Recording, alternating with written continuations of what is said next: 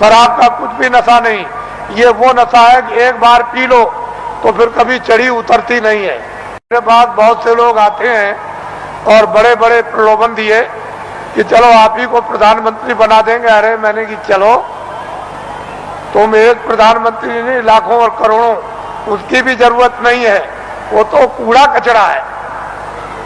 प्रधानमंत्री का स्थान कूड़ा कचरा बदबूदार है। ये सब तुम्हारा कोई असर लगने वाला नहीं है। इसको छोड़ दो। धन और दौलत ये सब छाया है। ये वक्त से ये सब अलग थलग, और ये भी छाया, ये मैल है। देखते देखते मिट्टी में, वायु का वायु में, अग्नि का अग्नि में, और आकाश का आकाश में, ये सब का सब जल का जल में मिल जाएगा और कुछ भी पता नहीं चलेगा कि ये कहां चले गए। और जीवात्मा जिसके कारण ये चलता फिरता बोलता है, ये बादशाह कहलाता, सेठ साहूकार कहलाता, विद्वान कहलाता और बड़ा बहादुर और दानी कहलाता, वो तो निकल जाएगा, उसका भी पता नहीं। उसी के पते के लिए अनमोल मनुष्य शरीर आपको दिया गया। इसमें बैठकर उसका पता लगा लो और इन्हीं इंद्रियों के द्वारा तुम जो है उस छाया पर, यानी कागज पर लिख मारो कि मैंने उसको देखा जिसका कभी नाश नहीं होता है, जो चलता फिरता बोलता नहीं, जिसके यहाँ कभी सुबह शाम नहीं होती है, जिसके यहाँ कभी रात्रि और दिन नहीं होता, और सूरज और चांद कभी निकलता नहीं, वो एक रस रहने वाला। इसलिए आप थोड़ा समय बचाओ, ये हमारी विनती और प्रार्थना है। हम तो वर्षा आदेशानुसार ये देते हैं, लेकिन उसको संभाल करके रखो। हमारी बात अच्छी तरह से समझ लो। तुमने अगर किसी की नाक काटी है सुबह, तो वो सब फिल्म में आ गई। शाम को तुमने गर्दन काटी तो सब फिल्म में आ गई। वो रो रहा, चिल्ला रहा, सामने पड़ा। मारने वाला भी है, मरने वाला भी। किसी की टांग काट दी, हाथ काट दिया, रात को चोरी या दिन को की, दिन को डकैती या रात को, या आपने और कोई अमानवी काम, ये सब फिल्म में, फाइल में सब छपता जा रहा। और जब तक वो कुछ नहीं बोलेगा, जब तक आपका समय पूरा नहीं होता, और जैसे ही समय पूरा हुआ पूरी फाइल खुल जाएगी। तो आप वहां ये तो नहीं कह सकते हो कि मैंने नहीं मारा, मैंने नाक नहीं काटी हूं, तो सामने होगा और तुम भी सामने होगे, और चाकू चलाते होगे, तुम वहां बंदूक चलाते होगे, लाठी चलाते होगे, तुम चोरी करते होगे, तुम डकैती डालते होगे, सब वहां पूरा का पूरा वो वहां तस्वीर है। तो आप क्या इनकार कर सकोगे? ये बदले देने पड़ेंगे। जब आपको ये अदले और बदले, तुमको दान के, पुण्य के, किसी की सेवा करने के, सम्मान करने के, तुम आदर करोगे, तुम पानी पिलाओगे, खाना खिलाओगे, दवा दे दोगे, और किसी मरीज बीमार की सेवा करोगे, ये सब वहां छप जाएगा। तो ये अदला और बदला। फिर वो तुमको मारेगा, फिर तुमको खिलाएगा, तुम्हारी इज्जत करेगा, तुम्हारी बेइज्जती करेगा। तुम्हारा मतलब यह है कि चोरी करेगा और तुम्हारी रक्षा करेगा। जो जिसके साथ जो काम करेगा उसको बदला देगा। इस अदले बदले से कोई चूक नहीं सकता। जब कृष्ण भगवान 56 करोड़ यदुवंशियों को समाप्त कर दिया, पलक के मारते में खून की नदी बह गई, तो जब जाने लगे प्रभात पाटल नदी के किनारे कि अब हम अंतर ध्यान हो जाएंगे, चले जाएंगे अपने गोलोक को, उसी समय एक बहेलिये ने उधर देखा तो उनके पैर में पद्म था। उसने सोचा कि हिरन पानी पी रहा, तो फौरन निशाना लगा करके उसमें मार दिया, और उस बहेलिये को मालूम हो गया कि लग गया। वो फौरन दौड़ करके आया तो देखा कि वहां कृष्ण भगवान बैठ करा रहे हैं, बड़ी पीड़ा हो रही। तो उसने कहा, अरे भगवान ये क्या हो गया? मैंने तो सोचा था कि हिरन पानी पी रहा और यहाँ आप निकल आए, मैंने तो बड़ा अपराध किया। कह लगे भाई तुमने कुछ नहीं किया, मैंने रामा अवतार में पेड़ की ओट में होकर के हमने बाली को मारा था और बाली बहेलिया बना, तो फिर वो द्वापर में कृष्णा अवतार में उसने अपना बदला ले लिया।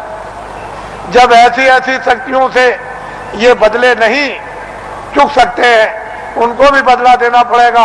तो तुम्हारे पास तो कोई शक्ति और ज्ञान नहीं, तुम कोई योगी तो हो नहीं, तुम तो मतलब यह है कि आज सिद्धि प्राप्त करने वाले तो हो नहीं, तो तुमको तो ये बदले देने ही पड़ेंगे। जब ऐसी ऐसी शक्तियों को देना पड़ा और किताबों में लिख दिया कि ये हमसे भी बदला नहीं चुक सकता, हमको भी देना होगा, लेकिन संत इस बदले को चुका देते हैं। उनके पास बदले के चुकाने का मसाला है, योगियों के पास नहीं है, सिद्धों के पास नहीं, ज्ञानियों के पास नहीं, तत्वदर्शियों के पास नहीं, संतों के पास में इसका मसाला है, इसको चुकाने का, और किसी के पास नहीं। तो आपको तो ये भेद मालूम है नहीं, फिर आपने तो कृष्ण को देखा नहीं कि आप जल्दी से कहोगे कि नहीं हम भी हैं। फिर जब आपने देखा नहीं तो पूजा किसकी कर रहे हो? अरे किताब में लिखा है कि तुम जाओ, अगर मुझको पाना चाहते हो, मेरा दर्शन करना चाहते हो, मेरे लोक में आना चाहते हो, तो जो मुझको पा चुके हैं तत्वदर्शी, जिन्होंने अपनी जीवात्मा को जगाकर और ज्ञान चक्षु द्वारा जिन्होंने मेरा साक्षात्कार किया है, तुम उनके पास चले जाओ, वो मेरा भेद बताएंगे और उनकी कृपा और मदद और सहायता से तब मेरे लोक में तुम आओगे। तो ये तो कोई मानने वाला है नहीं, तो बताओ फिर पूजा किसकी हो गई? तुमने खुद को अपने को धोखा दिया, खुद को भ्रम में रखा, खुद को अंधकार में रखा और खुद भटक गए। कौन बताएगा आपको? आपकी आत्मा की कौन रक्षा करेगा, कौन संभाल करेगा? माँ बाप कर नहीं सकते, धन दौलत कर नहीं सकता, राजा कर नहीं सकता है और लोग कर नहीं सकते हैं, तो इस आत्मा की रक्षा कौन करेगा? जो किताबों में लिखा हो आपकी समझ में आता नहीं। आप तो किसी महात्मा महान आत्मा को खोजते नहीं हो, और आपके पास भी चला जाए तो आप उसको पहचानते नहीं। इसलिए ये दिन ऐसे बुरे आए कि महान आत्माओं की बड़ी अवहेलना हुई, बड़ा तिरस्कार हुआ, बड़ी गाली गलौज, बड़ा उनका अपमान हुआ, बड़े शब्द भद्दे शब्दों से प्रयोग किया गया। लेकिन हमारा देश तो ऋषि मुनियों का, साधु संतों योगियों का देश है। फिर पीछे आपको अपनी जबान गंदी करोगे, मैली करोगे, पीछे पश्चाताप करना होगा। इसलिए सोच समझ के शब्द निकालो। तुम सब कुछ करते हो दुनिया में, लेकिन संतों महात्माओं के प्रति संभाल कर शब्द निकालो, ऐसे नहीं। तो इसलिए वो मनुष्य है जो अपनी जबान को संभाल करके रखते हैं और धीरज रखकर विवेक से काम लेते हैं, बुद्धि का उपयोग करते हैं। लेकिन बुद्धि ही नष्ट हो गई हो और बुद्धि पर पागलपन का असर आ गया हो, जहर फैल गया हो, तो बुद्धि बेचारी क्या करेगी? वो क्या समझेगी? भूत का, भविष्य का, वर्तमान का, योगियों का, महात्माओं का, आत्माओं का, ज्ञान का, विज्ञान का, उसकी समझ में क्या आएगा?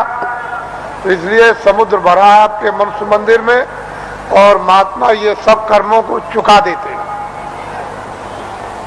कहीं सेवा कराकर, पानी पिलाकर, कहीं दवा दिलवाकर, कहीं रोटी खिलवाकर, कहीं झाड़ू लगवाकर, कहीं रात बता कर, कहीं रास्ते में खड़ा करके, कहीं बैठा कर सर्दी में, कभी गर्मी में, ये धीरे से यानी कर्मों को चुका देते हैं। उनके पास में रास्ते हैं चुकाने के, और अदला बदला जब चुका दिया तो वह छुट्टी पा गए। जब तक तुम अदले बदले नहीं दे सकते हो, तब तक कोई भी जीव काल के देश से, ये नरकों से 84 से कभी छुटकारा पा ही नहीं सकता।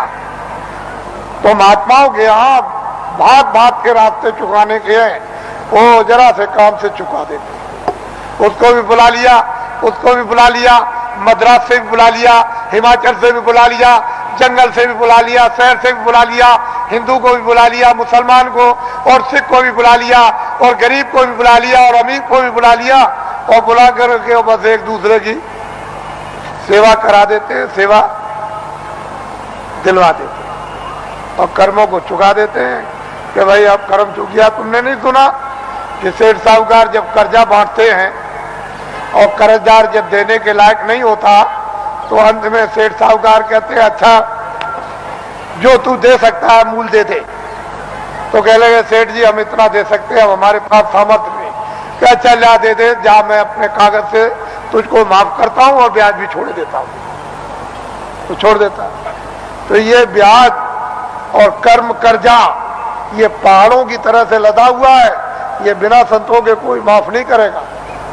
इसको हमेशा इस बात के लिए जब थोड़े दिनों के बाद जब ये विद्या प्राप्त होगी लोगों को, तो स्वयं लोगों को अनुभव होने लगता है कि कर्म कर्जा बिना संतों के मैं ब्याज के ये चुक नहीं सकता। आप इसको जानते ही नहीं, मालूम है आपको, लेकिन बहुत सुलभ है, बहुत सरल है, बहुत सहज है।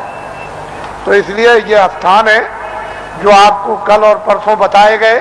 इन स्थानों पर ईश्वर और ब्रह्म और पार ब्रह्म और महाकाल पुरुष बैठे हुए हैं। इन्होंने अपने देवी और देवताओं को अपने मतलब ये कारगुजार बड़े बड़े पदाधिकारियों को अपने अपने लोक में इन्होंने स्थापित कर रखा है और वो सब काम करते रहते हैं, जैसे ब्रह्मा विष्णु महादेव और पार्वती लक्ष्मी और सावित्री। और इन्होंने अपने अपने और लोगों को काम दे दिया और आद्या महाशक्ति ने इनको काम दे दिया। और निरंजन भगवान ने एक आद्या महाशक्ति का लोक बनाया जिसमें इतना बड़ा लोक है कि मृत्यु लोक से ज्यादा बड़ा स्वर्ग और स्वर्ग से ज्यादा बड़ा बैकुंठ और बैकुंठ से बहुत बड़ा शक्ति लोक। उस शक्ति लोक में स्त्रियां राज करती हैं। पुरुष स्वरूप का यानी पुरुष रूप का और पुरुष की शकल का नाम और निशान नहीं है। वह सारी की सारी स्त्रियों का राज उस मंडल में उसको कौन पार कर सकता है, किसकी सामर्थ्य है। उसके बाद निरंजन भगवान का जो धाम है वो तो मतलब है